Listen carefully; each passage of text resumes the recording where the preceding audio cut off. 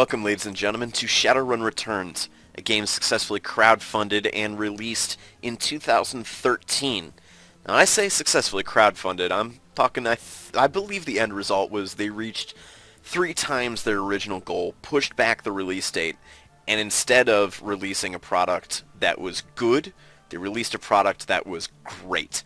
Much props to the creator of this game, Harebrained Studios, for releasing what is, to my mind, a true successor, spiritually and indeed story-wise, and we will meet who I'm talking about a little later for those of you familiar, to the SNES and Sega adaptations of what is probably my third favorite tabletop role-playing game. We're going to start a new game. Now, there were 3 campaigns that I have access to right now. The one we will be playing with, the Dead Man's Switch, is the campaign that launched with this title. Spoilers, I will be going through Dragonfall because I love this game so much. But let's begin. We will be starting on normal. Now, this is a tactical RPG game, and as such, we will be creating our character, and that is what this video is largely devoted to. If you just want to skip straight to gameplay and just see what I've picked later, you could skip to the next video. We will be, for this purpose, a male. Now, Shadowrun is a game that explores what would happen to a sci-fi setting if the D&D dorks, myself being one of them, had a say. As such, magic is in here as well as hacking and things like that. Now, this also creates a race choice. It could be humans. Humans were the only race on Earth until the Awakening in 2012. Canonically, I believe that was caused by Halley's Comet, causing magic to reawaken. Now, they find themselves the definition of average or even normal. They're still the most populous race in the world and thus control many of the most powerful, moneyed, and important positions in society. All humans have +3 to Karma at the start of the game. Karma is this game's experience point. In the original, at least the Sega game, I didn't play too much of the SNES one, you could gain karma by completing runs or, frankly, by killing people. That is not quite this way in this game. But you start off a little more experienced as you do in any role-playing game. You could be an elf. Many people, especially other metahuman races, see elves as the most fortunate metahumans. They are more attractive and socially acceptable than the other metahumans. Elves are taller than humans, but have more slender build. Their hair is usually thicker, longer, and more luxurious than average, and their ears come to a point. Not their hairs, though I imagine they do too. All elves have +1 to charisma. This game does not generally conform to the accepted stereotypes. As such, the elves aren't always just your willowy Lord of the Rings types. The game books of the tabletop take pains to mention that this is a real world. There are car mechanic elves. There are short, dumpy elves, and if you don't think I get a little giggle in my head every time I hear those descriptions, you're crazy. Dwarves. Dwarves are the shortest of the metahuman races. To compensate, their torsos and shoulders are wider than their size would indicate. Thus, their strength is equal to and sometimes greater than the larger races. A side effect of the metahuman nature is increased resistance to pathogens and magic that attack from within, and dwarves have +1 to willpower to reflect that. Dwarves standard in any situation I've ever seen them in. Tough fuckers that you can't put down with a shovel. Orcs. Orcs are the fastest breeding race and now are second only to humans in world population. Their size leads to an intimidating silhouette and a body that can take more physical damage than the average. Orcs have pointed ears and intimidating teeth or tusks. This is probably one of the most, true to stereotype races. Orcs are ugly, they tend not to be too smart, and very brutish. I will not be playing an orc, spoilers, but they all have +1 to body. And trolls. Now, in this game, specifically in Shadowrun Returns, one of my favorite characters, who we will likely be meeting in video 2 or 3, is a troll. And we will see that not always do they conform to stereotype. Let's just stop there. Trolls are the largest metahuman race. Heavy prejudice against them has led people to assume trolls have lowered intelligence, but in reality there is no proof to this. Trolls have pointed ears, intimidating teeth or tusks, and many have horn-like growths and other metahumans do not manifest. All trolls have +1 to body and to strength. Now, you could see when I was going through all these races, the maximum stats on the bottom of the description line. I'd mouse over it, but it would disappear. In this case, that signifies the best that this character can achieve racially. You can see here that trolls have a massive amount of body they can have, which is this game's definition of constitution, and a large strength value that they can aspire to. Whereas humans, being the average, are straight 9s across the board. Not a bad choice, not the best choice, necessarily speaking. Though, that said, we're going to be human for this. Now, there are different quote-unquote classes that you can have. This being an RPG with fantasy bases. Some of these are physically based, some of these are magically based, but because this is still a sci-fi game, there's some tech shit in there as well. But unlike the rest of the RPGs that I tend to play, your choice in archetype does not mean that you can't multi-class pretty fluidly, or you can't expand your abilities to do pretty much everything on this list, even if you don't start out being able to do everything on this list. And that holds actually largely true for the tabletop as well. There are certain things like magic use that you have to account for at the beginning of character creation, but in this game, that is very much not something you have to worry about. You could do a little bit of everything so long as you have the experience points to back it up. Now, you could be a street samurai. The street samurai is a freelance operative who follows a code of street honor. They are learned in the ways of the traditional samurai warrior and in the practices of modern combat. Samurai sell their skills for profit and work to take out the dishonorable scum that seem to breed in the urban sprawl. Now, I have slight problems with this description. While it is true that in this universe and in this area that we're going to be playing in this campaign, Japanese culture has pretty much taken over.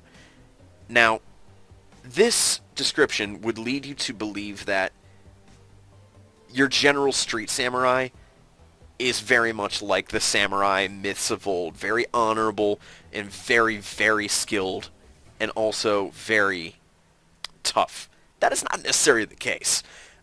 I dare you to go into any Shadowrun game, find the warrior class, which is what this essentially is, or the people that are very skilled at fighting, but not so much at like hacking or driving or anything like that. Somebody you would really call a street sam in active use, and see if they are the most honorable people in the world. The basis of this story, ladies and gentlemen, is that we are criminals. Criminals do not generally hold an honorable life choice. So that's the one thing that I have a problem with here. This makes them out to be a little more honorable and a little more decent than your average Shadowrun player tends to be. But beyond that, pretty accurate. These are the warriors. Now, we could be a mage. Mages specialize in the casting of spells, but that doesn't mean they can't shoot guns as well. Rather, magic is the center of their life. Their spells reflect a pure balance of the manosphere and cover a wide range of magical effects, from offensive damage attacks to character augmentation or degradation spells to healing spells. Now, mages in this game are not the wimpy, can't dish or take out a hit, but can create some really cool effects that they are in most fantasy RPGs. One of my favorite characters that I've ever played in a tabletop game, and yes, ladies and gentlemen, I am a tabletop gamer, was a mage sniper. That was really, really fun to play. And when I'm talking sniper, I'm talking Barrett 50 cal anti-material weapon here. But we will not be playing a mage. I'm going to skip this next one. We could be a shaman. This is the other side of magic. Whereas the mage is very much the book learning type, the shaman is more quote-unquote down to earth and channels magic through practical application rather than mathematical theory. Shamans believe that their magic comes from a great totem spirit that guides their life path. Bear, cat, coyote, eagle, or raccoon, and these are just some of them, by the way. Shamans' relationship with their totem allows them to summon spirits and command them to do their bidding. Shaman have the ability to conjure spells that mages cannot. Usually, these are your summoners, your to put it in Dungeons & Dragons terms, your druid or largely a summoning cleric. They can generally heal a little better than the mages, and they tend to focus on buffs and debuffs. We could also be a physad, a physical adept. This is the third way that one can channel magic in Shadowrun. Adepts are magically active characters who focus their magic internally to develop to their utmost potential, physically, mentally, and spiritually. As adepts unlock new abilities, they become honed physical machines, using their magic to enhance their close combat abilities. This is the Hulk character. One of the scariest characters a person can play, at least in the tabletop, is one of these. A troll physad. And yeah, that is a troll. Combine a massive strength score with the ability to do naturally lethal damage with your fists, actually possibly over range too, and that's a scary combination, but not one we will be playing. Now I skipped over a couple things. We could be a Decker. Deckers use a cyber deck to jack into the Matrix, this world's version of essentially the Uber internet, the worldwide information grid and computer network. By projecting their minds into the electronic world, Deckers can find secrets others keep hidden away. They use programs and expert systems to fight off the protections that megacorporations place in their way. Two things of note there. One which will become very apparent a little later. Megacorporations, essentially businesses that have grown to become countries in their own right. If you commit a crime on a megacorporation's ground, at least in what remains of the United States, you're not actually committing a crime against the United States government. You're committing a crime against that megacorporation, such is their importance. But the way that most perception of the internet is now, or the Matrix in this case, can be perceived by 3D representations. And that is what the Decker does well. He's essentially your hacker. But that is not what we will be playing either. We are going to be playing a rigger.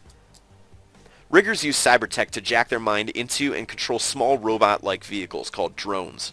Riggers use their rigging abilities to provide surveillance, support, and extra firepower when required. Now, I like playing a rigger, and it's the first thing I ever played on this game, simply because it's so customizable. Depending on who you want to bring along, I could bring along 2 gun drones and just barrel through everything, or I could bring along a medkit drone and essentially keep everybody healed, while a gun drone guns down everybody else. If I was ever going to, which I don't actually think is possible in this game, but do a single-player no-help run-through, this is what I'd use. Simply because it is so variable, and you can do pretty much everything if you're a rigger. If not the best, but you can do it. Except for magic. Can't generally do magic with this, but I might be able to. Anyway, let's figure out what we look like. I'm going to turn that on to custom looks because none of these portraits appeal to me. No. Where's the guy like? I tend to like to have long... Ew. I tend to like to have long hair, so I probably am going to go with that. Let's go with... Nah. No. Remember when I said Japanese culture was pretty strong here? I wasn't lying. Let's go with this gentleman. Now, I'm going to keep that hair because the hair is awesome. But I'm going to be a bearded gentleman, not with a Santa beard game, nor with Fu Manchu. There we go. A nice manly beard. No, that would be my hair. Nice manly beard, and we're going to make us match. And let's continue on. Thank you. Now, because we actually chose a class rather than starting from the beginning, we have a lot of this already filled in, though we, thanks to having 3 extra, have 8 karma points to spend. Now, the way leveling works in this game is when you want to upgrade an ability, or a stat, the number of points in karma that costs depends on what you want to level it up to. For example, I have 8 right now. If I wanted to level body up to 4, it would cost me 4 points. I'm not going to do that. I am not intending to attack myself so much as I'm going to be giving a lot of my my turn over to my drones. So, let's get down here. Drone control, and I'm going to go over these when I level them up pretty much. I'll give you a quick brief down of all this stuff. Drone control is what I want to be specializing in because that's going to be what's most important to me.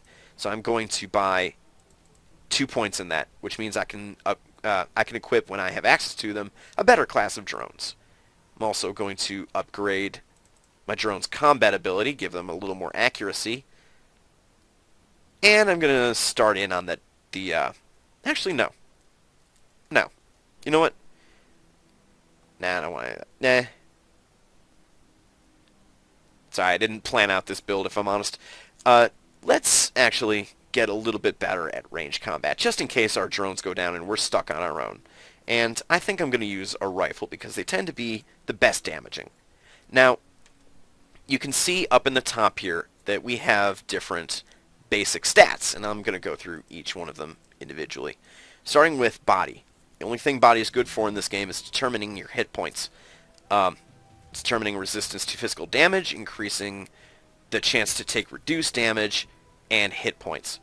Each level that I gain in that... Actually, give me a second, guys. Every level that I gain in that will increase those stats. Each of these diamonds represents something special happening, or some, quote, milestone. For example, 9 is the maximum for humans, and 9 is always going to have a diamond at that point. Quickness. It's used to calculate my ability to hit in ranged combat and essentially my dodging ability. Beyond that, it is also a requirement for any ranged skills we wish to take. For example, in order to have ranged combat 3, I have to have quickness 3 first. It's like a prerequisite for feats in any tabletop game. Now, if I gained a little more skill in ranged combat, I could equip 2 weapons. 3, sorry. Or I could unlock the ability to reserve action points for shooting people that run into my range. Pistols, SMGs, shotguns, rifles, these are our weapon skills for ranged weapons, and each has their own way they work. Aimed shot for pistols, spray and pray for SMGs, kneecap for shotguns, and they all have different effects. But I will be focusing on rifles. With the point that I just put into it, I gain the ability to do an aimed shot, increasing my to-hit percentage, but it does have a cooldown. Dodging is self-explanatory. Strength, if you've played an RPG before, I don't need to explain that. And close combat and melee weapons work just as they do for the ranged weapons. Same thing with throwing weapons. Now, intelligence is largely for the things that I will be using. Biotech handles medkits. Decking is for, well, what we talked about. It's hacking and using better computers to do it. ESP control is for various single-use or double-use backup programs, essentially items to be used in Matrix combat. Drone control we talked about. It gets me the ability to do better drones. And drone combat makes them better at what they do. Willpower is for the casting of spells and the resistance of them. For example, second level of spell casting gives me another spell that I can cast. Chi casting, which is what the physical adepts use, gives me different spells as I go along, or different buffs. Charisma is reasonably important for pretty much everybody, if just because it gives you ways to talk to people. In this game, to simulate, to increase replayability and to simulate the fact that not every character is created equal, you gain etiquettes the more charisma you get. Rather than making these guaranteed talk-throughs, you get your choice, and we'll go through those choices when I actually hit confirm and have to choose one. This also controls how good you are with spirit summoning, and how good a shaman is at casting, and that's conjuring. But we've chosen our skills, we've spent all our karma, let's get into it. Now, these are the etiquettes. And they represent how experienced you are as a character, talking in different ways to put forth your will and manipulate people. Now, the way I envisage this character, he's not necessarily the most hardened person in the world, but he does come from an academic background, so picking an academic etiquette will help us sound a little bit more educated. And we are, of course, Ronin. Down and out. Your apartment, 3 o'clock in the morning. It's got 4 walls, a roof, and isn't on fire. Even the cockroaches have fled in search of better accommodations. Not exactly a runner's dream pad, but right now, it's about all you have left. Running the shadows is all about feast or famine. One day you're Nova hot, working jobs that allow you to eat at five-star restaurants. The next, well, you're here. This one's a famine for the ages. Fucking fixer, or sagging fixer, hasn't called. The money's run out and then some. Sinless and free to starve in the cracks of society run by megacorps who just want your new yen. Something needs to change, and soon. I'm going to cut it off here, ladies and gentlemen. When we rejoin each other, we will be in the game. Thank you very much for watching. We'll see you in our apartment.